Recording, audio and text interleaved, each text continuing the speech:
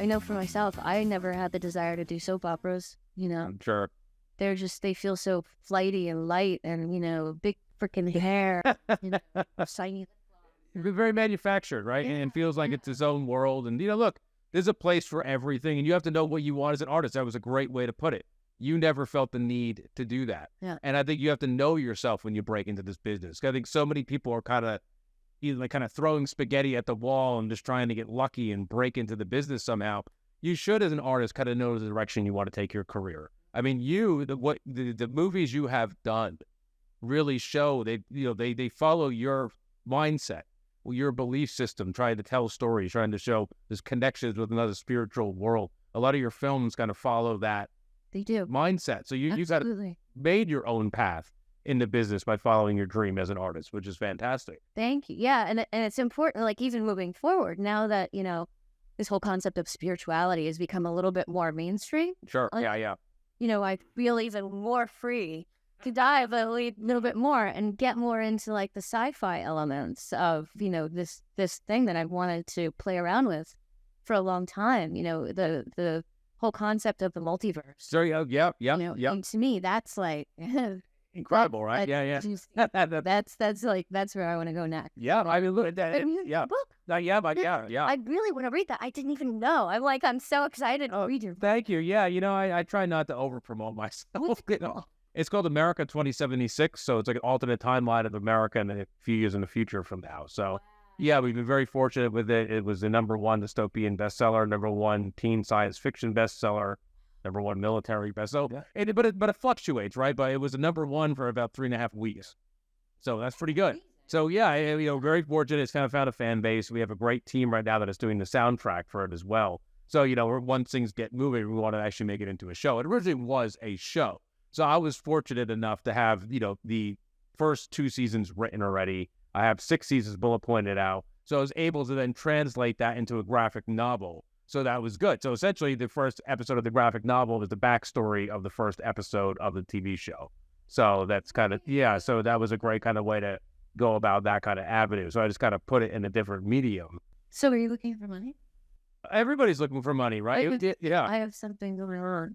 Interesting. All right. Make this happen. We did look at all the collaboration, and that's, we should talk 100%. That's what people listening have to understand this is why collaboration in this business is important, right? I mean, Deborah, we've known each other for quite some time now. Yeah. And again, we've only maybe worked together once, but we've supported each other for years, right? I mean, like, right? No, really. I mean, right. But we're always trying to go to each other's events and premieres and be there for the other person, because everybody on this path is on their own journey. But when you find people you connect with on a good level, you want to be around them and you want to help them and make things work. So you feel like you've done so much all the time. No, right?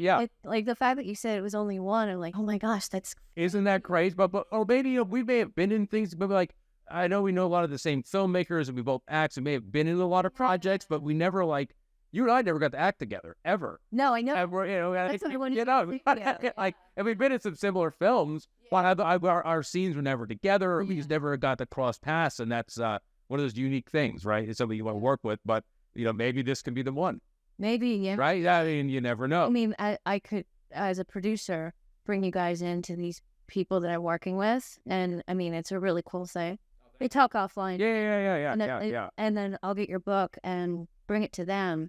But it's really, I mean, this could be so cool. Oh, thank you. Yeah, we're very proud of it. I mean, it's was it that genre again, sci-fi, exciting. There's a lot of properties you can build around. I mean, again, you have the graphic novels, and you have the toys, and you have the video games, and you have this show. You're creating a universe, which is exciting, especially in today's world. If you can get an IP that can be picked up and go in a lot of different directions, especially that like teenage level, like look at Star Wars, right? Yeah. Kind of focuses on teenagers, but adults love it. Kids love it. So adults like the philosophy behind it, the deep meanings, the Jedi. That's what the adults look at. Yeah. Teenagers like this is pretty, badass. It's, space warrior doing it. And kids are like, I like R2-D2. That's cute. So, but it hits every level. So when you can create a property like that and hit all those levels, now you're onto something. And again, as investors, I'm sure that's what they're always looking for. The more bang for the buck. Because you might have a genius production, put all your eggs in one basket and you only have one movie, you never know, right? It's just tough. Yeah, and the world that we're moving into, it is so much about like all the other ancillary things. 100%. It Yeah. has to be able to like, be bigger.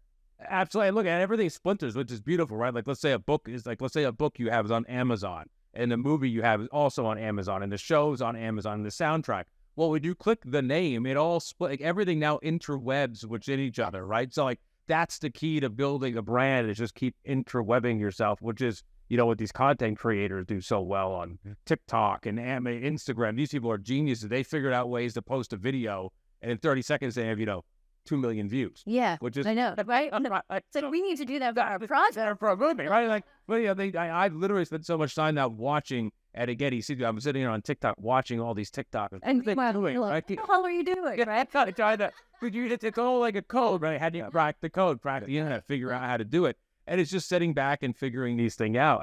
But there's so many different options right now in the world, which is... And so funny you say crack the code, because it reminds me of the original Darren Aronofsky film, Pi. Yeah.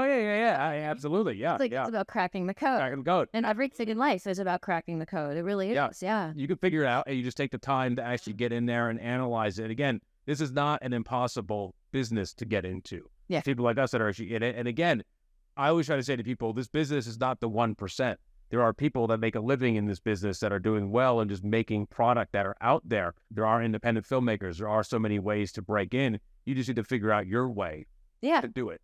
And also you have to be open-minded about, like, you can't say, I only want to be a director. I only want to be a writer. I only want, come up with like 5 things that you'd like to explore within the business. One of the things that I always found, and I started doing this when I first moved to New York, even though I was in drama school, I was also trying to do things on sets, and I was also writing. Sure. So that, if one path started to feel like it was kind of stalling out, I'd be like, okay, well, clearly too much energy is going into this. It needs time to germinate on its own. I'm going to put my attention on the writing now. Sure. And when I do that till I got to a certain point where it started to feel stalling, and then I go back to this, and then that would pop. Yep. And it's like having that way of pivoting your energy so that the one thing isn't it's like, oh dear God, it has to happen.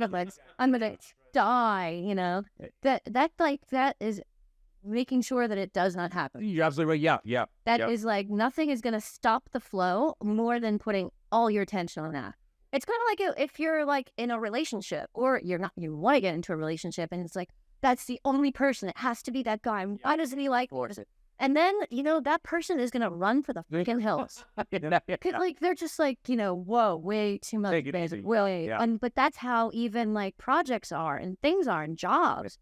You have to be chill and easy. And I think that's also one of the reasons why it's so critical to have a self-development kind of practice. To meditation is one of the best things for getting out of that intense, and make it happen now. That's it. Nothing's going to make things better than just going inside and breathing. Connect with your breath.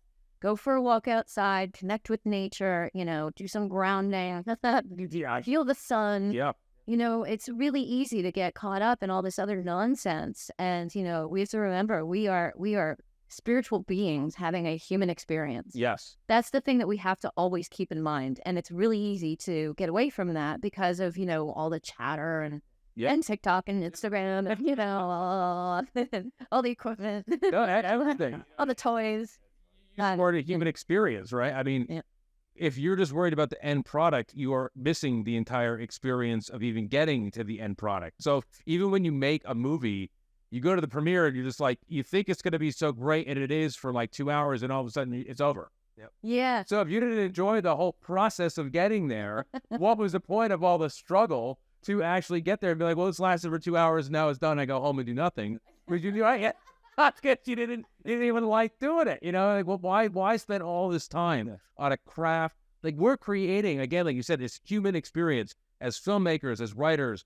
We're creating the human experience that other people can see through a different medium. And if we're not getting enjoyment out of that, why are we doing it? Yeah. That's one of my favorite sayings. The journey is the destination. Yes. So you arrive every day. You don't wait for the Yeah. enjoy it. Yeah. Yeah. Exactly. And even to the point where I'm doing all these new Mind Valley things now too. Do you know Mind Valley? I heard Mind Valley, but I haven't played it. So one of the things I'm working on is every morning when you wake up, you do this thing called segment intending.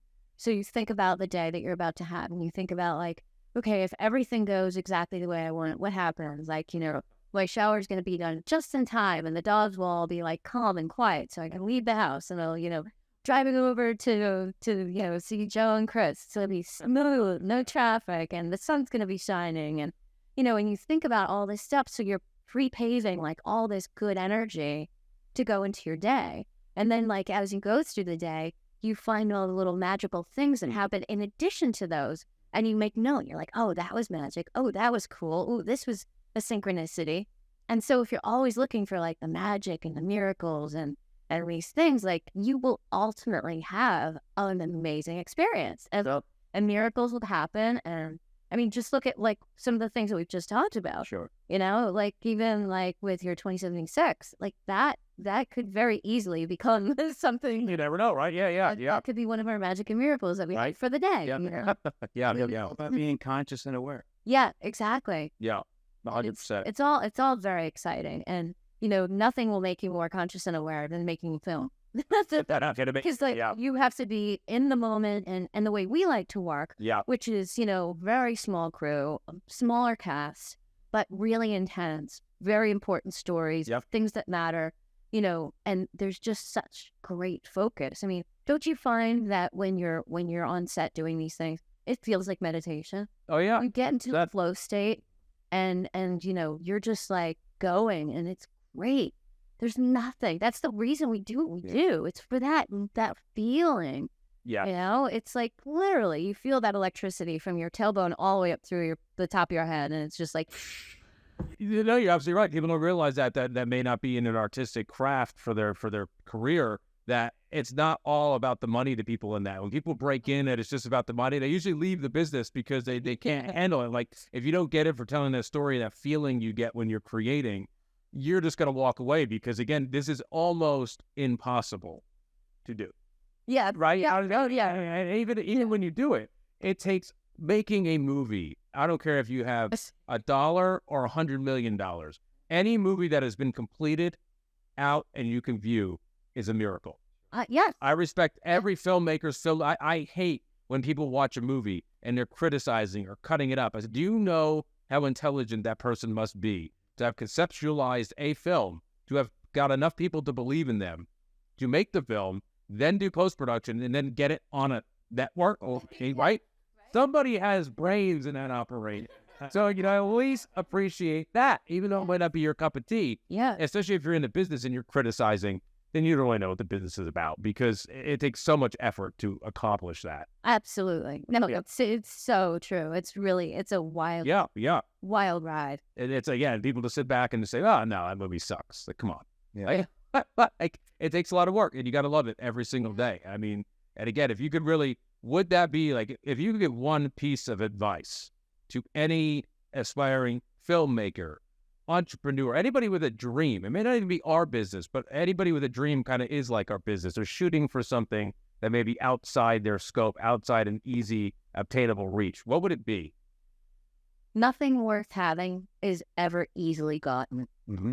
There you go. Really. And it just makes the achievement that much sweeter.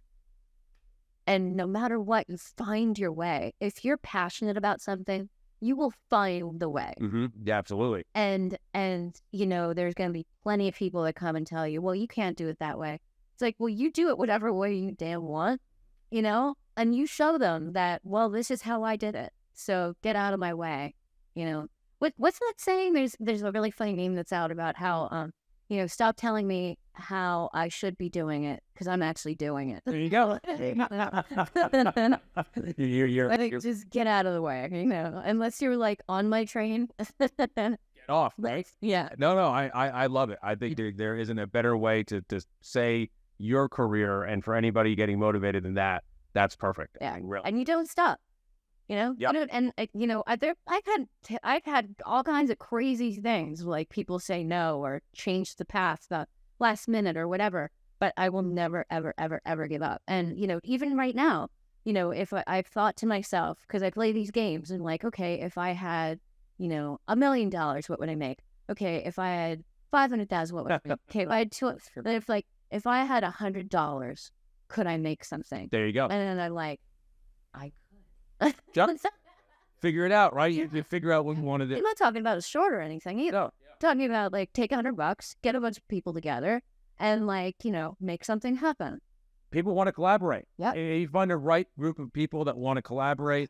Collaborate. Yep. And again, always, if you want to collaborate, collaborate. If you don't, I always tell people this: if you don't like the collaboration or don't want to be a part of something, just say no at the beginning. Don't get involved. Don't complain. Like, I want to collaborate, but now I want to be the boss, or I want to do this, or I need to do it this way.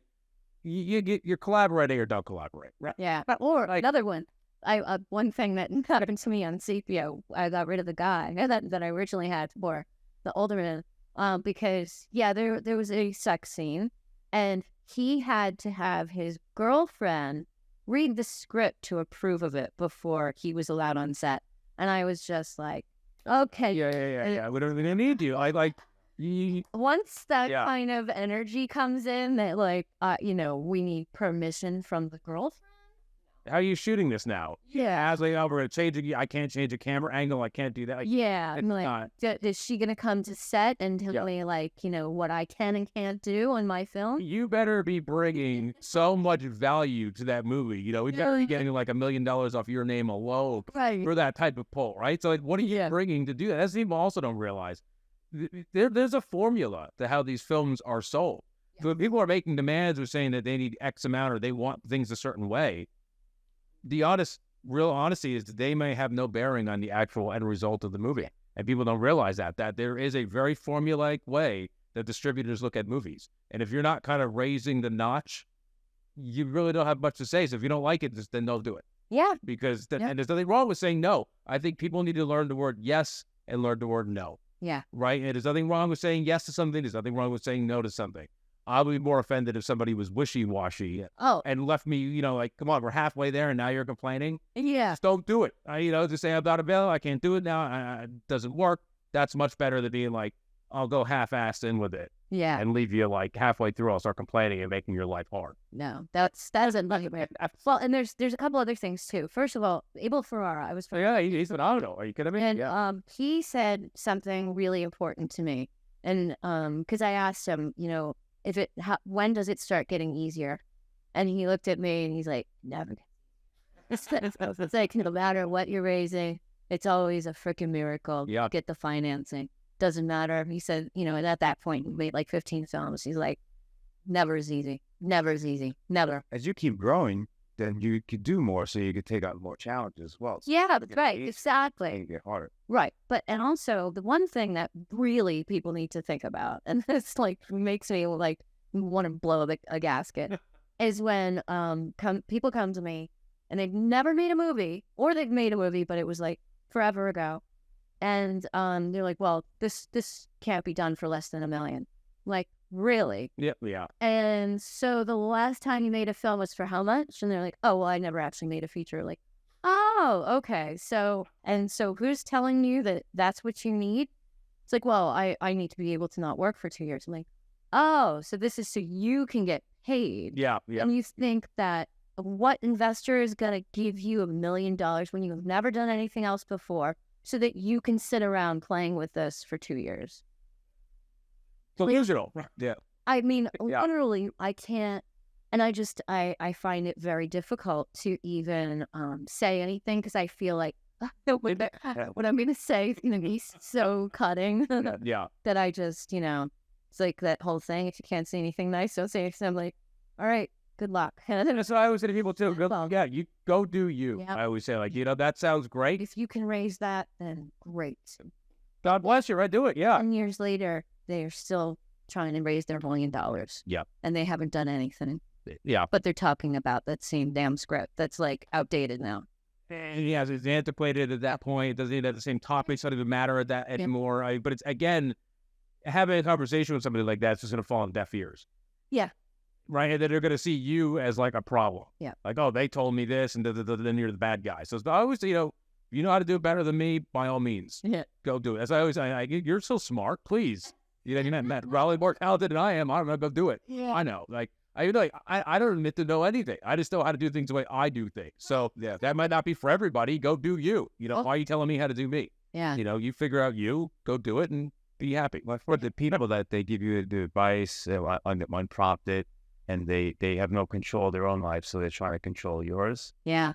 That I've noticed also. So you have to consider the source. The Good idea. Yeah. information's coming from. Yeah. Very good Yeah. point. Yeah. No, absolutely. It's 100%. Yeah.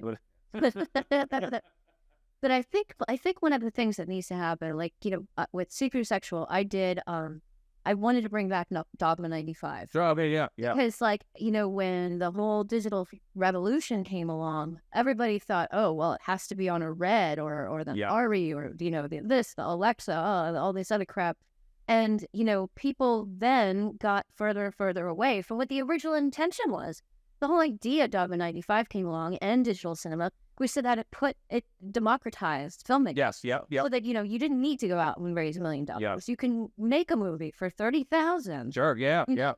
$10,000. You could make something and it would look good. Yeah. Yeah. Yeah. And, now more than ever, we have all the tools at our fingertips that are, they call it prosumer. Yeah. No, yeah. Yeah. Yeah. But it actually, a lot of the prosumer stuff has the same capability as, professional grade things. It does. You just have to know how to deal with these things.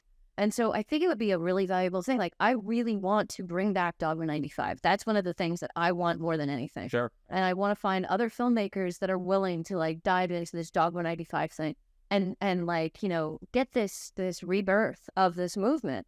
Because, I want to get away from people thinking that you have to make all this, have all this money.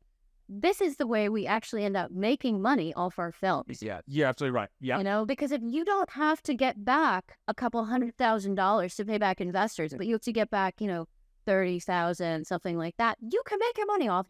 You actually could. You yes. Yeah. Take 2 years to make your film. If you don't it's like a year max. Actually, absolute max. Preferably under 6 months. Oh yeah, 100%. And you can do it. You can do it. Definitely could. Yeah. You have to be very strategic. You have to work with people that also know what they're doing. Yeah. And get the shit done.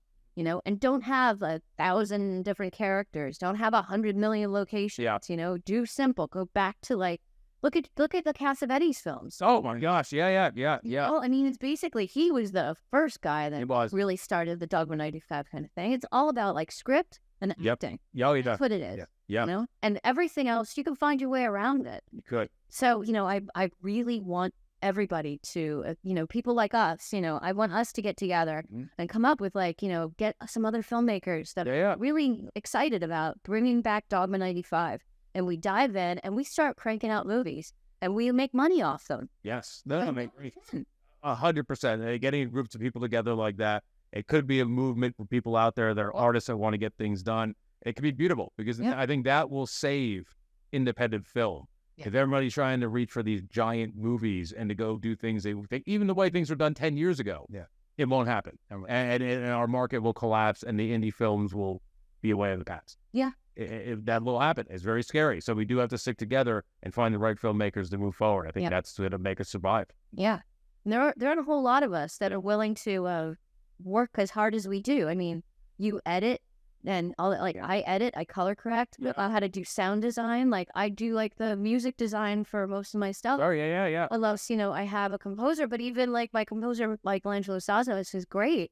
I still want certain tones in between things. And that's what the stock libraries are for. And, and you find the way, I've had to remix dialogue and, I couldn't afford to get into a good studio to do it. Sure. So I learned how to do it. You can learn how to do it. You can get anything out. You have to just learn. You have to be willing. And it sucks. I always said, oh, well, I don't know if I've learned how to do sound mixing. Well, you know what? One thing you said you didn't want to have to learn. There you go. There you go. Learn it. So figure it out. You not want to learn next because that's what you're going to have to learn. And if you want to make a movie, you're going to have to do that stuff. Unless you just want to burn through money, and investors will not do that. So you better have a big credit card if you're willing to do that. So, you can do anything then, but, no one's going to come on and do it for you. You got to do it yourself. Yep.